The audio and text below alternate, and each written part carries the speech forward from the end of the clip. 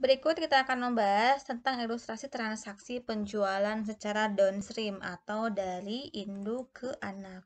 Di sini ada transaksi dan data terkait perusahaan PT Nusantara dengan PT Andalas, di mana di sini ada informasi tambahan mengenai kedua perusahaan ini, di mana PT Nusantara ini membeli 75% dengan harga 900 juta pada tanggal 1 Januari dan nilai buku serta nilai wajarnya itu sama yaitu 300 juta. Lalu yang kedua, selama tahun 2015, PT Andalas melaporkan adanya laba bersih 200 juta dan adanya dividen 50 juta.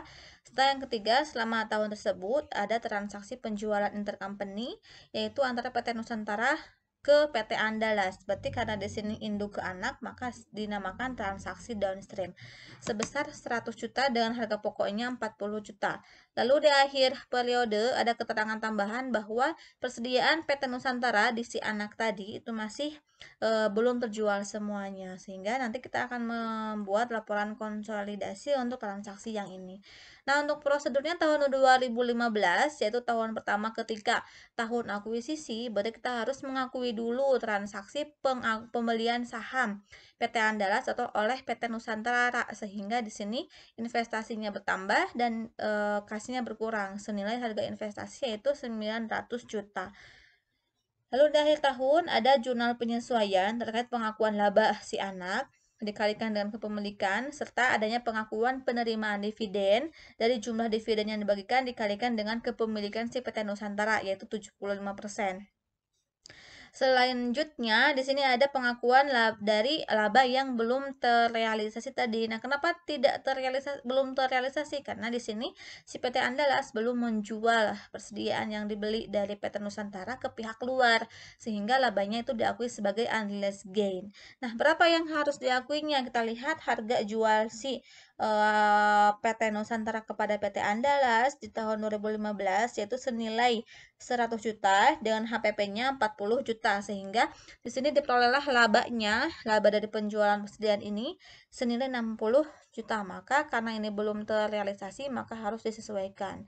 Jurnalnya di debitnya bagian laba atas PT Andalas dan di kreditnya investasi pada PT Andalas senilai 60 juta. Nah, setelah kita membuat ayat jurnal penyesuaian dari transaksi tersebut, lalu kita akan membuat jurnal eliminasi. Nah, sebelum kita membuat tabel perhitungan ini, kita ada ilustrasi di transaksi yang tadi, di mana PT Nusantara di sini menjual persediaan atau menjual barang kepada PT Andalas. Berarti karena di sini transaksinya dari hulu ke hilir, namanya itu downstream, dengan harga jualnya 1 juta dan COGS-nya 40 juta sehingga ada unrealized gain 60 juta karena PT Andalas belum menjual ke luar. Nah, yang 60 juta ini yang 60 juta ini nantinya itu akan kita masukkan ke dalam perhitungan alokasi CI dan NCI. Kenapa dialokasikan semuanya ke CI? Karena di sini transaksinya itu downstream. Sehingga semua profit yang terkandung yang terjadi pada transaksi tersebut semuanya dialokasikan ke CI karena downstream tadi.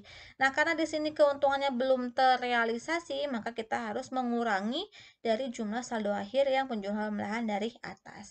Nah, untuk saldo awalnya di sini kita bisa melihat dari si saldo yang diraca saldonya. Dari neraca saldonya di sini di neraca saldonya itu ada saham biasa yang diakuisisi oleh Nusantara itu senilai 800.000. Ini saham biasa. Si analasnya 800.000, saldo labanya 400.000. Nah, yang dua angka ini ya, karena sudah diakuisisi oleh si Nusantara, jadi dimasuk ke perhitungan tabel eliminasi tadi. Yang ini 2. Lalu di sini karena tadi harga akuisisi 75% itu senilai 900 juta dan ada keterangan nilai wajar CNCI 300 juta, maka di sini untuk saldo investasi sebesar 100%-nya itu dijumlahkan memperoleh nilai 1,2 M. Lalu untuk menghitung saldo investasi itu kan saldo awal ditambah laba bersih dikurangi dividen. Nah, laba bersih tahun tersebut senilai 200 juta. Maka yang 200 juta ini dialokasikan ke CI 75% dan NCI-nya 25%. Termasuk juga yang dividen. Dividen dialokasikan ke CI dan ke NCI. Sehingga diperolehlah saldo akhir dari masing-masing akun.